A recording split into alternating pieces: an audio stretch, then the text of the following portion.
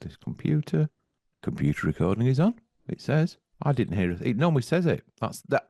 I don't want to have the most sparkling conversation in the world ever. And then computer recording is resume recording. I can see recording. Yeah.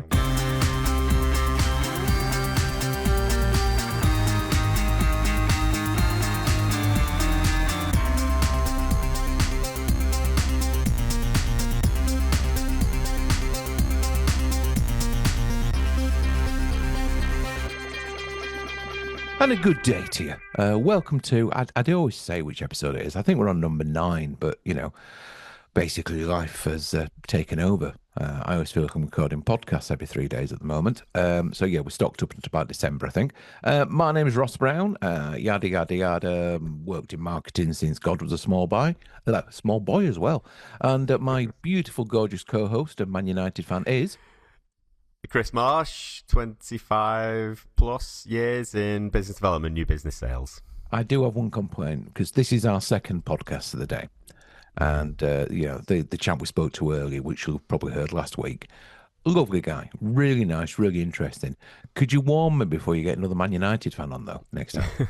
I did feel like I was being ganged up on slightly. There's one or two of us about, but there's one or two. I did feel like I should be singing Blue Moon every now and again just to balance things out. So look, I've got a little tip. My tip for the week. I was thinking about this, and I hate sort of marketing speak. For somebody who works in marketing, I don't like it because it always feels like people are trying to. It's like, it's dark magic. You won't quite understand this. And one of the phrases I hate is outside the box. Because, piss off. It's, you mean thinking. But I do think sometimes, actually, the idea of don't be guided by things I've worked in the past isn't a bad one. For example, if Henry Ford had asked everybody what they wanted, the argument is they'd have asked for a faster horse, not a car. Nobody was asking for the iPod or the iMac before they came out. And then, they both turned Apple around from about to go tits up to the biggest company in the world. So sometimes you have to go with your instinct, go with your gut, go with what feels right to you. Yeah, do all the strategy and planning and everything else. But sometimes you just have to go for it. Now, make sure you don't bet the company on that, unless the company's about to go belly up. But, go for it sometimes. So that's my tip for the week anyway. Just what go for it. Chris? Well, it's something I was thinking about. You often talk about the notion of, don't tell me what you do, tell me what you can do for me. Yeah. And I really like that, even from a business development perspective. So just the thought of, well, if you are speaking to someone, try and paint the picture of how you've helped someone else. Yeah. So almost having that sort of bank of case studies, maybe some sort of anecdote. Or having that sort of library is something that Andrew Thorpe talks about in his multi-story club. Andrew was one of our previous guests. I'm sure you all listened to that. So just having a sort of a library of case studies, if you like, of just people that you've helped, what their challenge was, how you discovered it, what you did to help, what the outcome was. And I think just having just a couple of those sort of brief ones in your locker, if you like, can really show people how you can help them rather than I do this. And sort of paint a picture of what life could look like working with you in marketing or business development. So your tip is something a guest said a couple of weeks ago. Very similar. Yeah. Okay. All right. Well, it makes a change from visibility creates opportunity, I suppose. There's that one as well. Yeah, I like that one. Nothing wrong with reiterating. Hey, mate, you like visibility creates opportunity, and I like don't tell me what you can do, tell me what you can do for me. It's almost like a verbal tick for the pair of us, isn't it? Yeah. But I think you've got to keep these things in your head and keep them fresh, and use them as often as possible, and that's how you see the outcome. So I think it's when you give yourself some rules, but we've both been doing this long enough that you know when to break them. But as long as you start with a basis of, this is the guideline I'm going to follow, I have enough experience knowing when to bend it, basically. When to bend it and divert from it. So yeah. What have you been up to recently? Is there anything interesting that you've done in the last week or so? I may have a new project to talk about shortly. Maybe not today, but definitely on the next episode. And it's very much based on what we're doing today. So I'll give that a little bit of an intrigue for you. I mean, I say that, you know exactly what I'm talking about. But yeah, for everybody else, it's a bit of intrigue, including our guest who sat there going, what the hell are they talking about? But yeah, working from home at the moment, working on a couple of interesting e-commerce projects. A friend of mine is launching a company that does marital aids. Let's put it that way, if I can try and keep this PG. He just decided he was looking for a niche and little project to work on. So I'm working on that with him, which is interesting. Editing pictures of various marital aids is something I've not done before. And as I do share an office with my girlfriend occasionally, she looks over at my screen and goes, sorry, what the bloody hell are you doing? Luckily, she knows, but it still looks dodgy. And I think I've said this before, actually.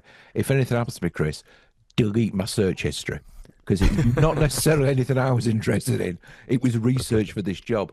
But on a similar vein, I'm also doing another friend. I mean, these are all Jam Tomorrow gigs, but it's nice ideas, and I will get paid if it's a success, which obviously I've got some incentives to do a good job yet. And then a friend of my girlfriend's she's invented a new kind of bra.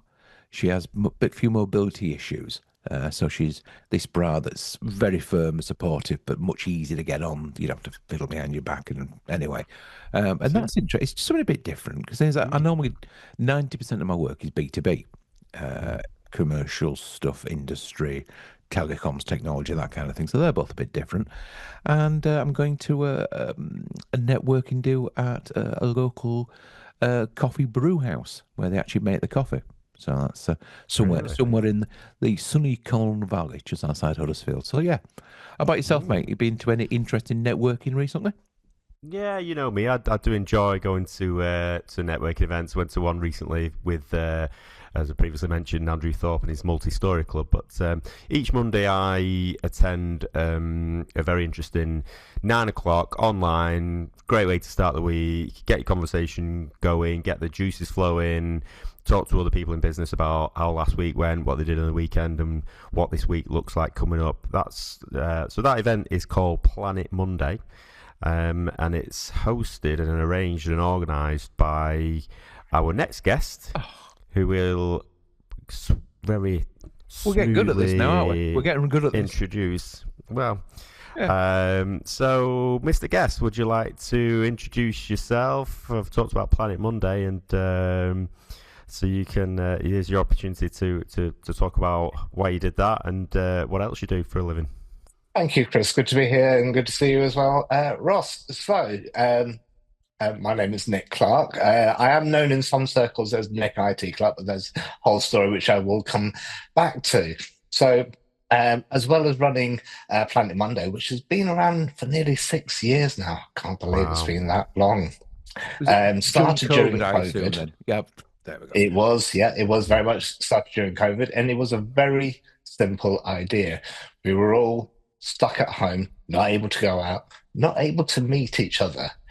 And I think as business owners, you know, if you're running a small business, it can often be a lonely place. So, and just having that opportunity to connect with other business owners, business leaders, business professionals, whatever title you would choose, just seemed like a good opportunity to just reach out and kind of just provide that platform. And Planet Monday has always been about being there to help and support each other.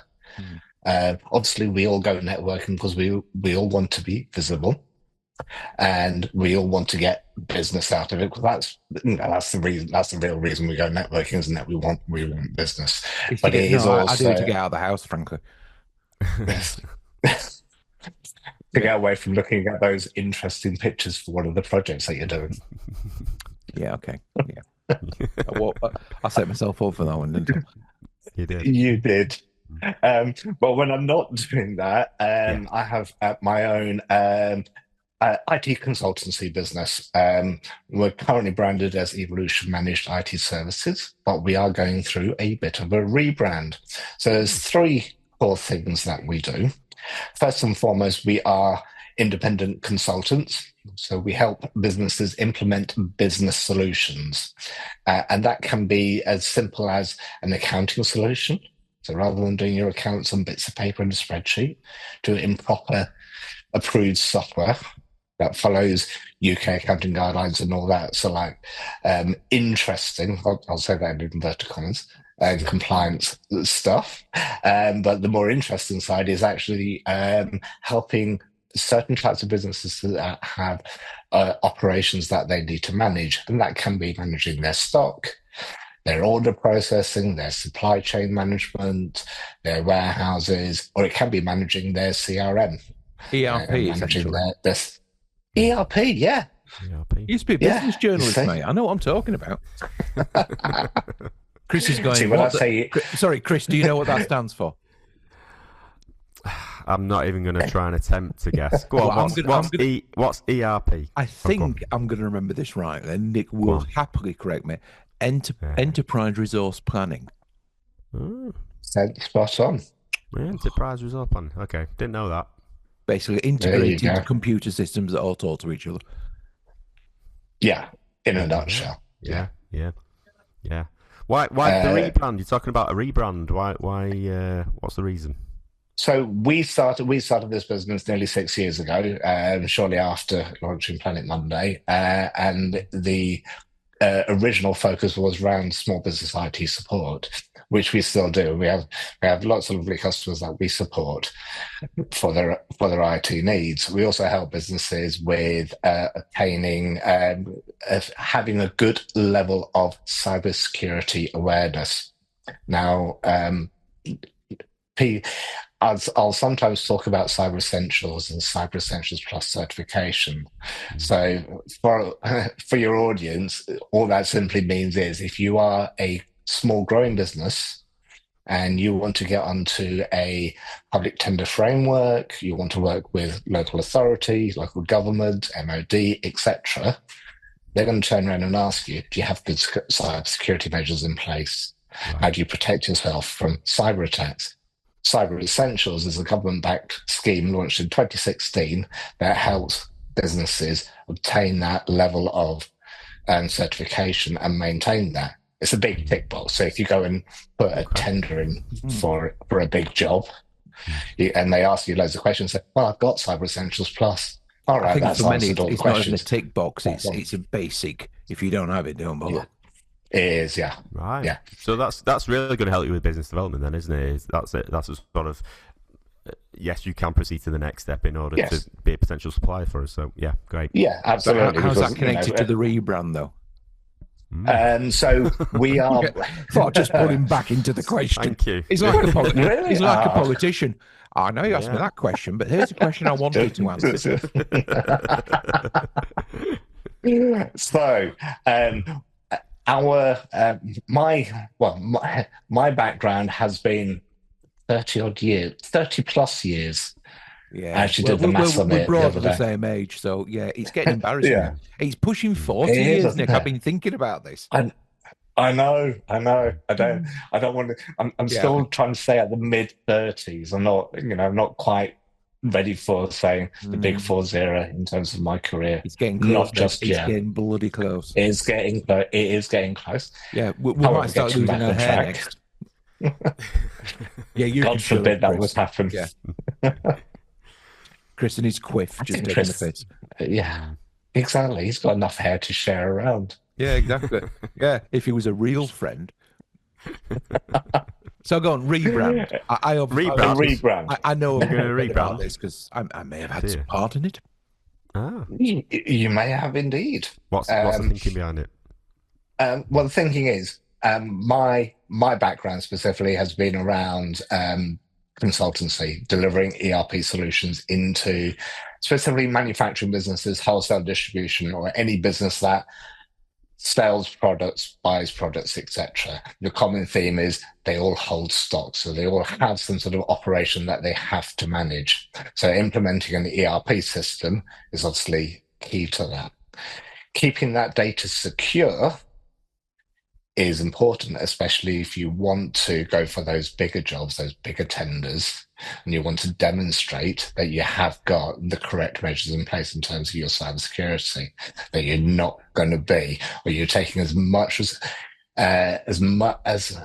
you're taking the base level of measures that you can to secure your IT environment, which includes your ERP system.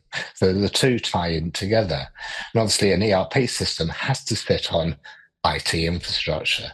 So therefore that then ties in the IT support side, because we understand the technical elements as well as understanding the operational elements. We understand what PCs you need, what laptops you need, what scanners do you need if you're going to be scanning barcodes on your stock. We were asking about the rebrand. You got off on one again. I'm sorry. You are Captain Tangent, aren't you? I am, yes. Yeah. 100%. I mean, but yeah, just getting there. No, he wasn't getting there. Trust me. He was. He's getting in about there. 2 hours, he was going to get there. In a roundabout way, I was getting there. Tying all three elements together, leading as an ERP consultancy, using our industry knowledge, especially where we've worked with specific sectors like manufacturing, wholesale, and distribution, and then adding in the cybersecurity and IT into the mix. So it's a full holistic approach to looking after business systems and everything that ties in with it. Okay. So because you wanted to. Yeah. Why not? I hate to, I'm going to go full Jeremy Paxman on you. I hate to push the point, Nicholas, darling, and John, buddy, but you haven't actually said what the new company name is, or I haven't. No, yeah. I haven't. Just sort of pointing that one out, Nick. Is it public knowledge? No, that's a terrible name, public knowledge. yeah. I don't think that one will. That probably won't fly. Sorry to Public Knowledge IT Services, by the way. No offense on your company name. Oh, I'm sure. So we in talking about what our website domain should be called, we took some advice. Hello. Which we are following. Yay. Thank you, Mr. Brown. It's all right. He does listen to me occasionally. Do I? Pardon? Exactly. And we are going to be known as We Are Evolution. Short. We're helping businesses to evolve through the effective use of technology. You didn't see what he was suggesting, Chris. It was like, your business card's going to be 3 forward, mate. No, we're not using that one. Okay. Hey, look, it's what I do. I can't. I don't know one end of a Windows PC from another. So you do what you're good at, don't you? But you like Macs. Yeah, because I'm a right-thinking person. Yeah, no offense. I think you might find me outnumbered on this phone call. Chris is also. I'm always interested from a business perspective why someone would choose to go with a company name and logo and colours and terminology and all the rest of it that's part of the branding portfolio and make a change because it's their baby, isn't it? So I'm always interested in what sort of leads people in order to do that and feel comfortable and what the outcomes, I suppose. How can they sort of measure those outcomes and what that sort of looks like? So, but you're the expert, Ross. No. It's what I do for a living doesn't mean I'm the expert. We've all got reactions to companies. I mean, I love your company name, Agents of. It's like agents of what? Well, you think change, but it could be lots of other things. And I think that's a brilliant name. So yeah, it is. And also Nick, I think We Are Evolution is a great domain name as well. Whoever came up with that is a sexy genius. Just saying. So go on. You mentioned something to me. It hasn't quite got as much hair as your co-host, though. Nobody's got as much hair as my co-host. I mean, it's like looking at Elvis in 1958. Yeah. I'll take that. Yeah, I thought you might do. Obviously, not Elvis in 1978 because he was dead. Now, one thing you mentioned to me a few weeks ago, Nick, and it was we were talking about another project that we're working on, and you mentioned something from your past. Don't worry, not that. You mentioned something from your past, which was like, I'm sorry, what? So let's do the going back, before you started pulling apart motherboards, etc. You had quite an interesting background in what your dad did, and you kind of dabbled in that a little bit, didn't you? Yes, Really? yeah. So I don't think Chris knows this one, so go on. No. Oh, Take us back, because I obviously you do live up here, but you're obviously do, from yes. down there. I am, yes, born and raised in the sunny south of England. Yeah. My dad ran his own business as what was then termed as a commercial artist, probably now referred to as a graphic designer. But he was also a photographer, mainly doing events photography and also the occasional wedding photography. And during the summer holidays, I would chip in and get involved with doing photography. So when I left school, I actually joined my dad's business as a photographer, did that freelance. And then when I moved to London, I decided, you know what, I'm going to do something different.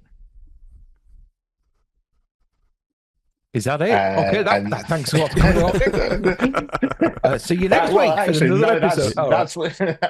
that's not it. So I moved to London. Oh God, this was back at the beginning of the '90s, way back in time. Sorry, everything's just Back in gone the last shimmery century. and wavy, and I know, like I in know. Vietnam flashback. Just landed in London. Needed a job. And I thought, all right, well, back then you looked in the newspapers for at the job ads, Yep. didn't you? You didn't go on the Yep. internet. We didn't have Indeed.com and all that malarkey going on. You had to actually look at a bit of paper and sort of look at job ads. I saw this job ad for sales assistant role for a shop in central London. And I knew the name because their original business was secondhand camera equipment, and I had bought and sold camera equipment through them in the past. So I went for the Who was it? interview. A company called Morgan Computers Limited, Oh, right. no longer around, and as well as doing secondhand camera equipment, they were doing sort of like secondhand and refurbished computer equipment or nearly new computer equipment. So I thought, well, I'll go along for an interview, sales assistant, got to start somewhere. And at the time, I hadn't thought about IT as a career. It was just a case of needed a job so that I could pay the rent, have enough money to go out for a pint on a Friday or Saturday, whatever. Or both. Went for the interview, or both, yeah, exactly. Went for the interview with general manager, lovely guy called Tom. And we spent the whole interview talking about photography, not about the job. So it was purely about photography. He had an interest in photography. I told him about my background, about my dad's background. And at the end of it, all I said, right, when can you start? Would next Monday be okay? Brilliant. And that was literally it. I mean, it was just a shop assistant role. But I went to work there, was there for about 5.5 years, started off as a shop assistant. By the time I left there, I was the National Repairs Centre manager.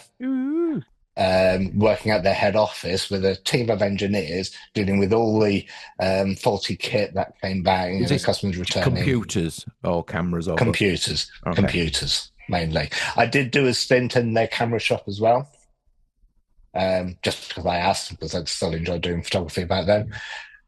But it was mainly computers, and that's kind of where I'd found my interest in tech. I had an interest in tech before, obviously, I joined them, but that was my first opportunity to get more involved in it, setting computers up, repairing them, diagnosing them, showing people how to use them.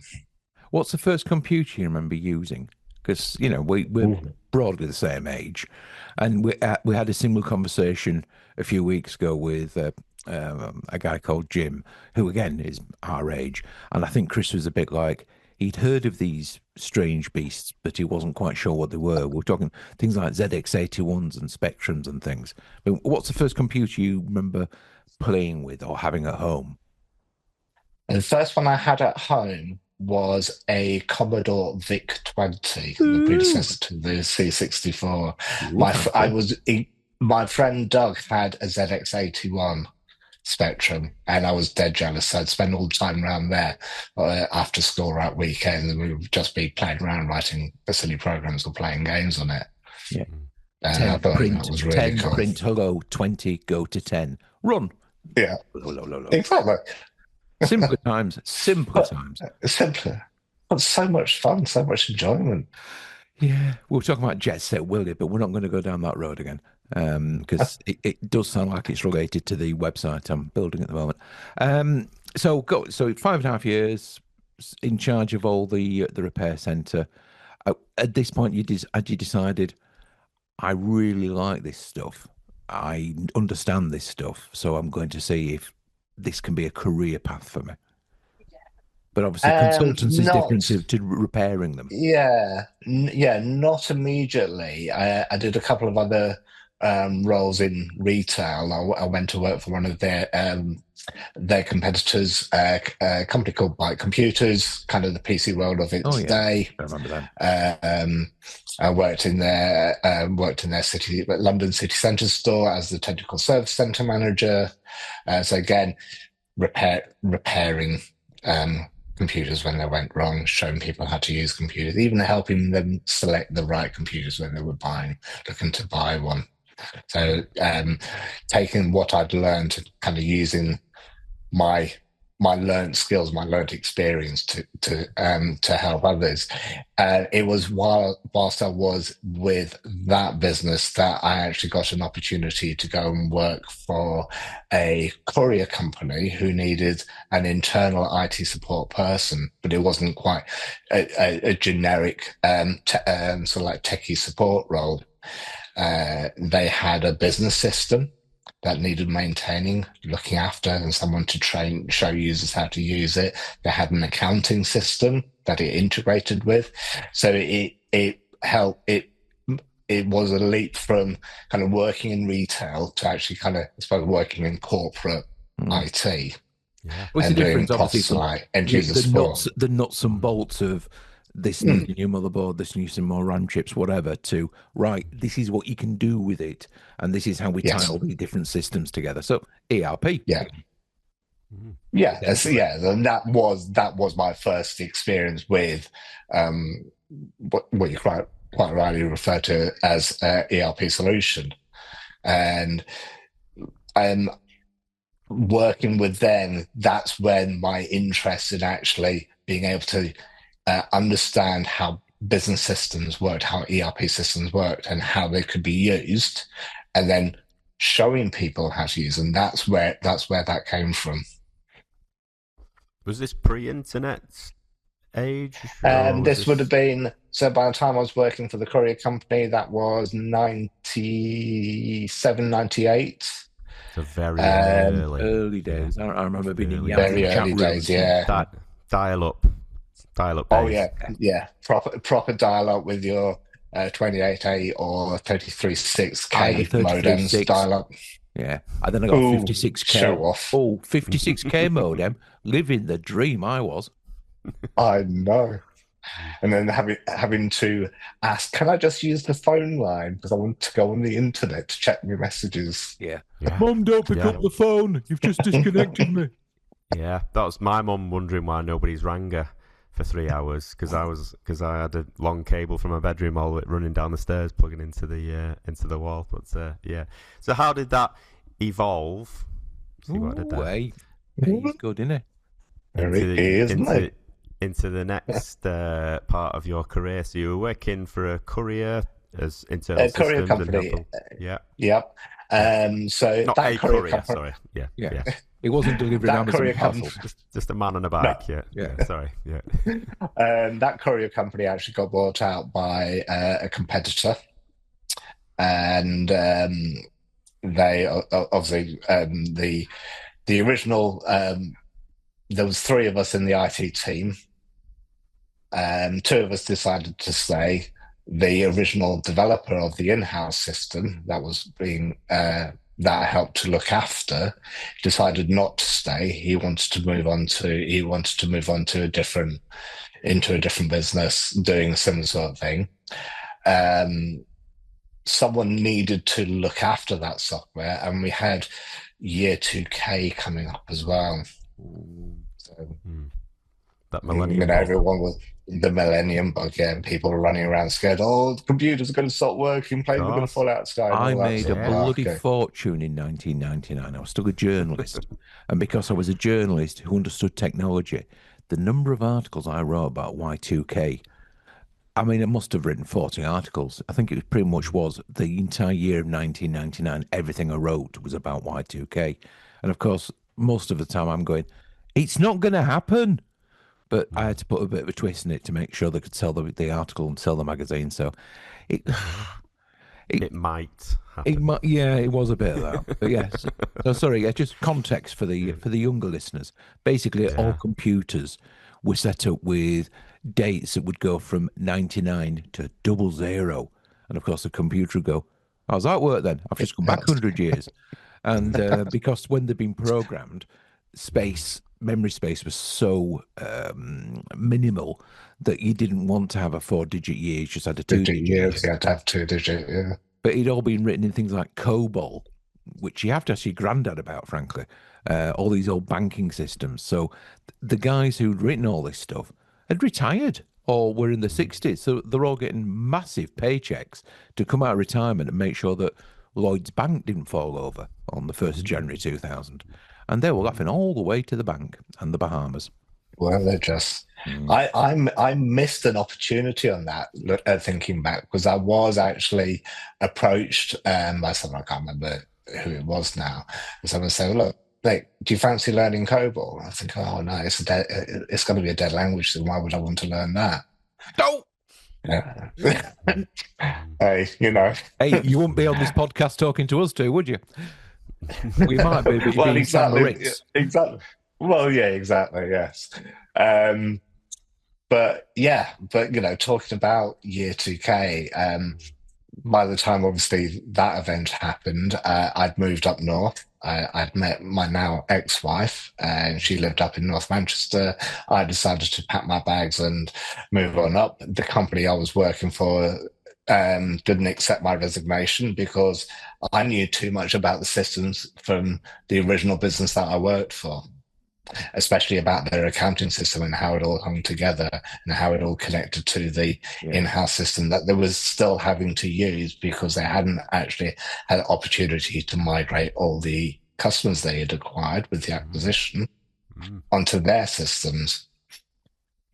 So they created a role for me in their Northern Area office in Salford to kind of look after all the IT support. So I was looking after a call center that had, I think, about 100 plus staff on the call center floor alone. They had a big server. Well, they had 2 big server rooms in there. They did all the manifest scanning. So when all the when all the drivers picked up all the parcels from customers, all the physical sheets that they collected, all the dispatch notes would come into the office and would be scanned. They had a massive scanning operation. So obviously this was all business critical stuff, lots of different servers doing lots of different things. Oh, by the way, I'm leaving. They went, fuck you are. No, you're not. Exactly. You're not leaving just yet. What do you mean? Here's a rather large amount of money to stay with us. Oh, go on then. Some handcuffs. You twisted my arm. Yeah. Well, fortunately, it was financial incentive, not handcuffs. Hey, we don't judge. Well, consider one of the side projects that you're working on. Yeah. Let's not keep referring to that one. Keep bringing that up. Yeah, I know. Exactly. But yeah, New Year's Day, year 2000, slightly hungover. The company paid for a taxi to take me to Salford and paid me a rather large sum of money to go in, switch the servers off, give it a few minutes, switch them back on. Have you tried turning it off and on again? Yeah, exactly that. And just check that everything came up and everything was working. I was probably in for about a couple of hours. But I made a nice tidy sum for just 2 hours work that day. Got a cab back home. Thought, well, there's no point going back to bed, need hair of the dog. Let's carry on the celebrations. You're an animal. Just being paid. Oh, exactly, yeah. And then spend most of it over the bar. Okay, anyway. So when did you make the move from sort of the corporate world in the courier business in North Manchester to where you are now? There's presumably a couple of steps in between. About 20 years we've got to cover. 20. I'm just saying we've been talking years. for more than half an hour. And we've got 20 years left to cover. Just maybe Right. less tangents, perhaps. Less tangents. All right, more concise and to the point. Right. Welcome to part 17 of our interview with Nick Clarke.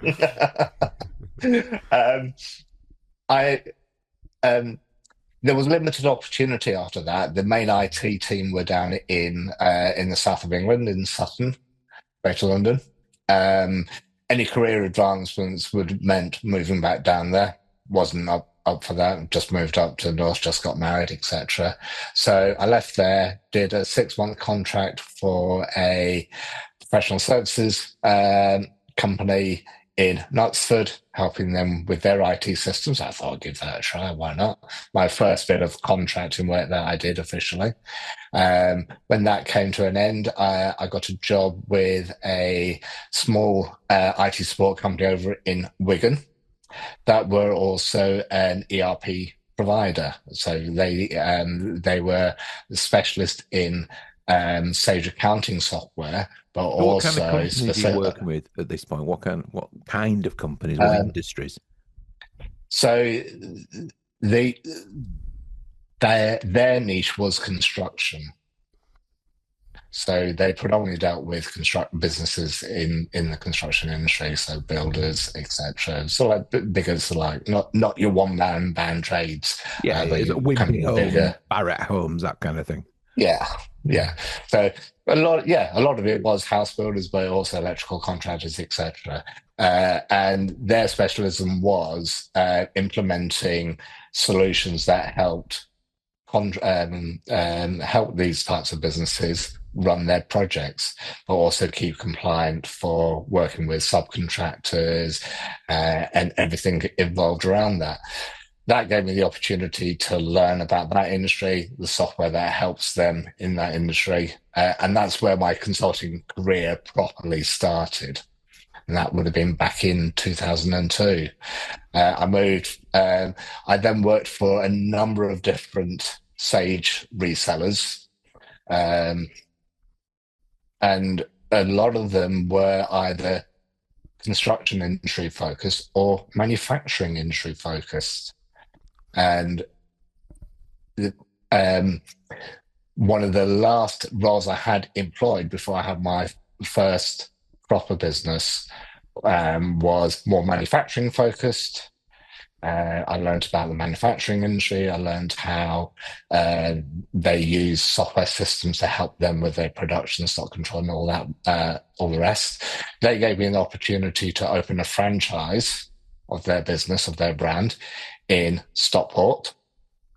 I ran that and expanded that to cover West Yorkshire as well. There was 3 partners in the franchise. Is that what you did when we first met? How long ago did you stop that? That was pre-COVID. Yeah, because I had a feeling you had some connection to Stockport when we first met, or maybe that's what you told me you left previously or something like that. Yeah. So that. Go on. You're networking in Stockport. You go to networking events in Stockport, or you did? I do. Yes. Yeah. Well, I still do. I still do now. That franchise that I had, there was 2 franchises. There was essentially 2 franchises. I had the Greater Manchester one. Someone else had the West Yorkshire one. They stepped away. I took over the West Yorkshire one, combined them. So I covered kind of the whole M62 corridor effectively, predominantly doing ERP implementations and support, but also doing general IT support as well.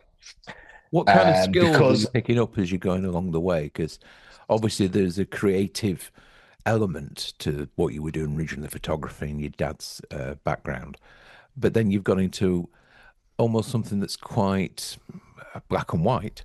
It's this thing either works or it doesn't. Now I know there's always a creative element to thinking around a topic to work out why the bloody computer's not working.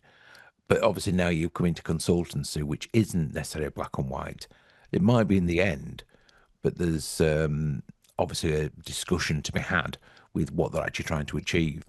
So where do you think you've got, because that's a left brain, right brain thing going on, the creative element of discussing things with people and being able to, oh God, I'm going to say outside the box after I said I hated it, but that kind of, thinking around a topic, but then it's a nuts and bolts. Or just using your common sense. Yeah, probably right, actually. Yeah. It's working across different industries, getting to know what worked for these guys in this manufacturing construction industry could maybe be applied to you in this similar industry. Is it that, are there those kind of things you've seen you're able to move across? I've always enjoyed and I've always been good at problem solving. So taking a problem and solving it, taking a puzzle and finding the answer. And that I think suited me more than being creative. I knew my way around camera equipment. I could take good photos and they were technically good. Were they as creative as my dad? Okay, Probably yeah. not. Technically, So it was a my good leaning, photograph, right f-stop, right amount of light, blah, blah, yeah, all that kind of thing. yeah, Composition, technically in thirds, but yeah, yeah, there's also yeah. trees Do I growing have across somebody's head. Yeah. yeah, yeah, exactly. So I I've come to think that I've always enjoyed tinkering with things, playing around with computers and building them, taking them apart, working out how things work. That suits how my brain functions. So taking that passion for solving problems and actually turning that into a skill that I could sell, I suppose, for want of a better way of putting it, was easy for me. What wasn't easy for me was start my own franchise business. I'd never gone to any networking event at all. I didn't know what to do, what to say. If you put me in front of a customer that wanted a solution, yeah, that was easy. If you put me in a room full of people to talk about it, oh my God, did I find that terrifying to start with. So then going to my very first networking event, grabbed a cup of coffee. Some people may know that I do like the odd 1 or 10 cups of coffee in the morning. Yeah, just a coffee. Yeah. I stood there with a cup of coffee in hand at the coffee station, didn't know anyone, didn't know what to do, what to say. Kind lady came over to me, introduced herself, and I said, I'm new to this networking thing. What am I supposed to do? And she kindly walked me around, introduced me to people. And I thought, oh, right, okay, so this is what I do. It was sort of like I had a light bulb moment. I just talk to people. Okay, I can do. Yeah. Yeah, I can do that. And I think that also links back into why I started Planet Monday, facilitating that, that opportunity for people to come together to network. Not necessarily, do I enjoy hosting it? Yeah, I do most of the time. I enjoy our Planet Monday meetings. We have some good, interesting conversation. We have a laugh. And we all, I think, leave there feeling better for the rest of the week, as we've had that good start. But coming back to my career choice. Well, just to pause you for a second there, because I was just going to say about networking, because this is something Chris obviously is very big on. I mean, all three of us enjoy networking, but Chris lives for networking. What are your 3 tips, would you say, Nick, for getting the best out of a networking event? As cliched as it sounds, I think you always have to have an objective when you're going to a networking event. Who are you going to, what event are you going to go to? Who are you going to speak to? What is the outcome? Because otherwise you're just going and you're just talking to a load of people, maybe having a few coffees and then going back to the office, and what have you done with that time? You always have to have, there always has to be a plan, an outcome. And for me, choose the right sort of event to go to. There's no point me going to, say, a networking event that's going to be full of creators if I've got nothing to add to that. So if I've got nothing to add, then I'm probably not going to get anything out of it either. Yeah. Bring something to the party. Yeah, yeah.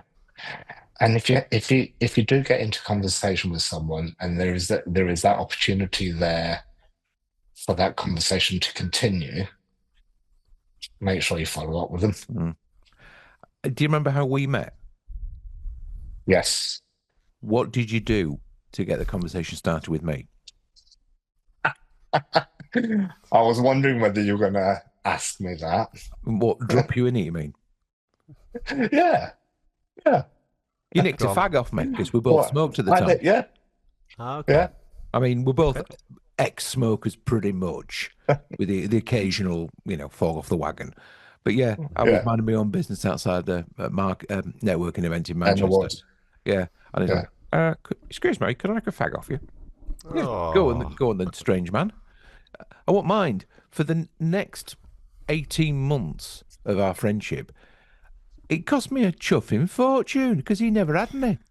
And it's still never replaced. No, it's one reason why I've given up. Yes, health, but also it's cost me a bloody fortune every time I saw Nick.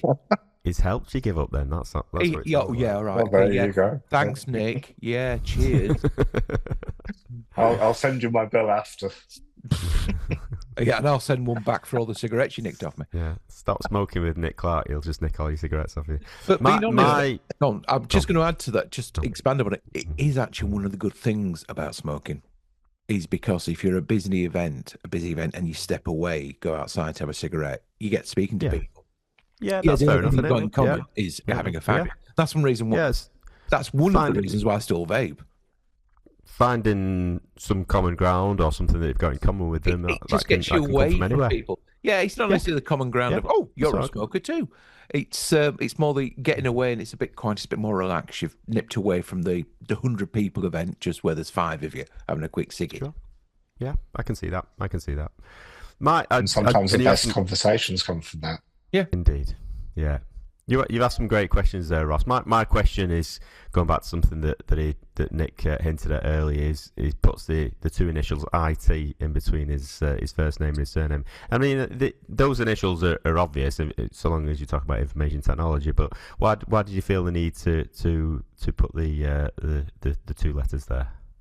Very simply, another networking group that I am a member of and have been a member of on and off for 5 years, there is actually another Nick Clarke in there. And to save confusion, one of us had to change. And because his was a stroke charity, he couldn't quite become Nick Stroke Clarke. So I became Nick IT Clarke. Yeah, okay. It's actually his middle name. It's actually his middle name. Yeah. Yeah, Nick, that's why he chose it. Yeah. Nick Clarke, yeah. Coincidentally, I worked with the other Nick Clarke 26 years ago. So I do know Nick Clarke very well, and pre-stroke.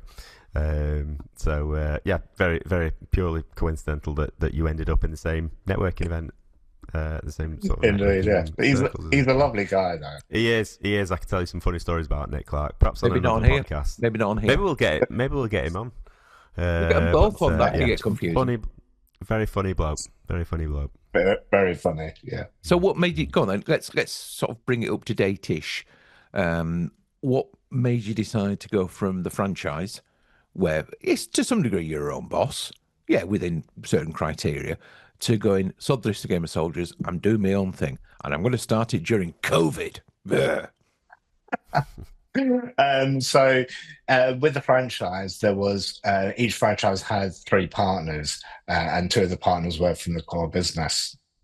It kept the cost of investment down because they would invest their time, I would invest my time, yada yada yada. When the owners of the core business decided to sell up, the company that acquired us decided to close down the franchises. I got out. So simply put, I got outvoted. I then was approached by the company that bought us to say, come and work for us and help us set up our software delivery division. So I thought, all right, I'll give that a try. Did that for 2.5 years, missed being almost my own boss, and thought, you know what, I'm actually going to be, I'm sure my partner will disagree. I'm actually going to be my own boss proper Yeah, I've met your this partner. time. Yeah, because you say partner, but she's your partner in every sense. And Yes. Yeah. frankly, I think we should have Amanda on here because I think she's probably the one who wears the trousers. Couldn't Metaphorically and possibly literally. comment on that. Yeah, exactly. Yeah, it's why I don't know why you have me on there. You should have Liz on because she'd probably put you both in your place very easy. In fact, we ought to do a podcast, Brown and Marsh, but with Lucy and Liz presenting it. Maybe one day. That could be interesting, yeah. Or we interview them about what we're really like. Yeah, forget Sounds that. dangerous. Did I say that out loud? That was the stupidest idea I've ever had. Prepared for that? No, probably not. And they end up becoming best of mates and decide we're a couple of dickheads. There's a good chance. Yeah, let's not do that. Let's not do that. Yeah, I'll edit this bit out. I won't. So, what do you enjoy most about being your own boss, other than being able to take an hour and a half off during the day to talk to a couple of idiots on a Zoom call? I think to an extent, if you've got a good, strong proposition, you can almost choose who you want to work with. And it's kind of having that freedom and kind of setting your own destiny, as cliche as that might sound. That's true, though. There's something quite. I mean, yeah, there is a downside to it as well, but we'll not talk about that. But yeah, I think it's the one thing that I have enjoyed with setting this business up and running it is, as stressful as it can be at times, it's a different kind of stress because it's kind of, to kind of phrase it, it's your baby, you own it, you want it to succeed, so you're more invested in it. What do you what advice would you give? Because obviously we're meant to be technically covering marketing and business development. What are the kind of ideas that you've had over the last few years whilst being running Evolution to bring in new business or to promote yourself, sell yourself? What has worked for you and what hasn't worked for you, and what have you learned from it? I think we've tried various things in the past. We've done like kind of letter campaigns where we've walked around local business trading estates and posted letters through and tried to have conversations. That didn't really go. We thought, oh, that's a brilliant idea. We're a tech company. We're actually writing to you on a bit of paper. Didn't get anything from it. And we did a take a break campaign. So we did same again, but with Kit Kats in it. And we bought a load of Kit Kats from Costco and posted them out. Did we get anything from it? No. Do we have a lot of leaflets left over from it? Hell yeah. Did you get type 2 diabetes from the Kit Kats? Yes. Yes, but we don't talk about that. I think what I've learned is you've got to learn to not be afraid to try different things. And if something fails, just move on. What's worked? What's worked? Let's have some success. What's worked? The networking has worked. I think what I've always been grateful for with this business is that I had a fairly established network already when I came in, when I started it. I was probably a little bit cocky and thinking, yeah, I can make this work. If I can't, I'll just get another job. And there have been times over the years when we've thought, shit, we're not going to be able to cover costs. We're not going to be able to take a wage out. And those times can be pretty shit. But then you also realise you're unemployable now, that no bugger would have you. That's the problem. Well, yeah, exactly. Yeah. But that's the thing, isn't it? And I think, and I find this when you speak to other small business owners, we all say the same thing, like, yeah, we're unemployable now because we like our own way. And we do like our own way. I don't think there's anything wrong with that. But yeah, I think don't be afraid to try anything. If it doesn't work, you've tried it at least. I would say try everything once except Morris dancing. Never tried it. So I'll take that one off my list. I don't need to try it. Yeah, just cross it off the bucket list. How about you, Christoph? Anything to ask the nice man? Because as usual, I'm doing all the talking. I've really enjoyed this chat. I mean, I've learned a lot about you, Nick, even though I feel as though we've gotten to know each other over the past few years. I obviously didn't know about the photography side, so that shows me a lot. I mean, you talk about the problem solving skills and being in a position where you're curious about how something works, and I think that's really important.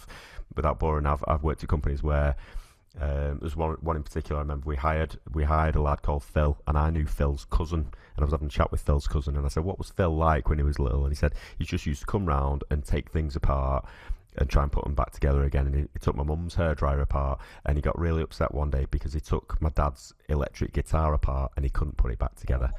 But again, as a technical company, we loved that he was curious enough to think, well, how does this work? What was behind all these bits of plastic and metal? So for me, that shows me the type of person that you are, that you want to solve a problem, but you have to understand how it's made up in order to do that. So yeah, like I say, I've really enjoyed this chat, and I feel as though I know you a little bit better now, and hopefully our listeners will as well.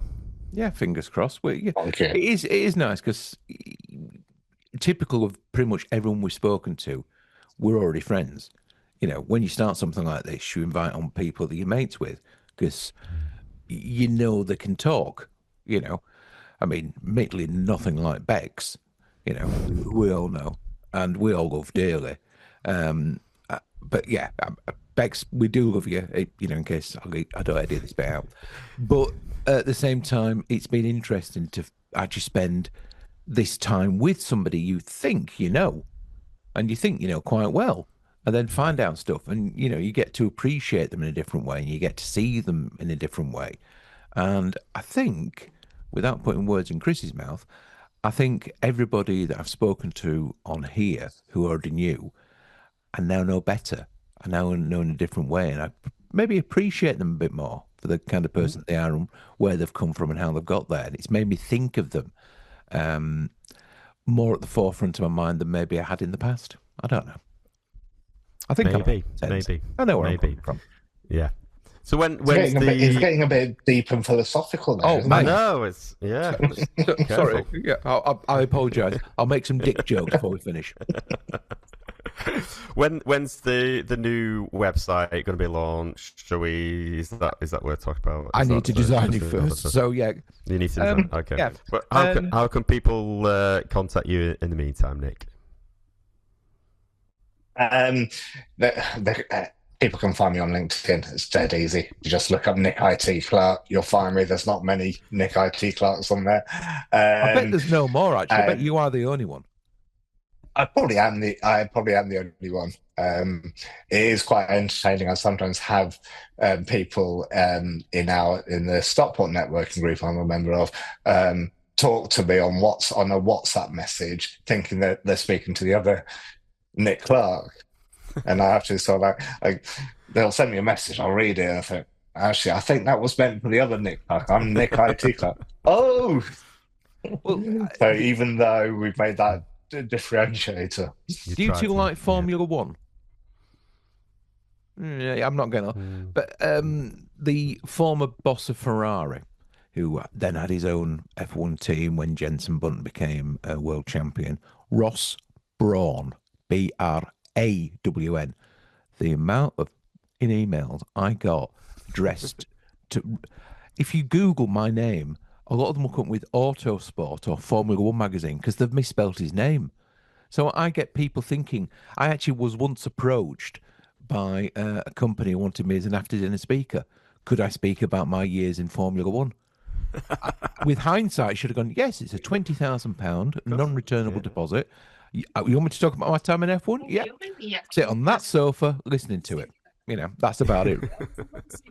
Anyway, look, Nick has had to go back to the hubbub of his office, so you may hear a voice or two in the background. If you hear any swearing, it's not us. But I think we're wrapping up now anyway, aren't we?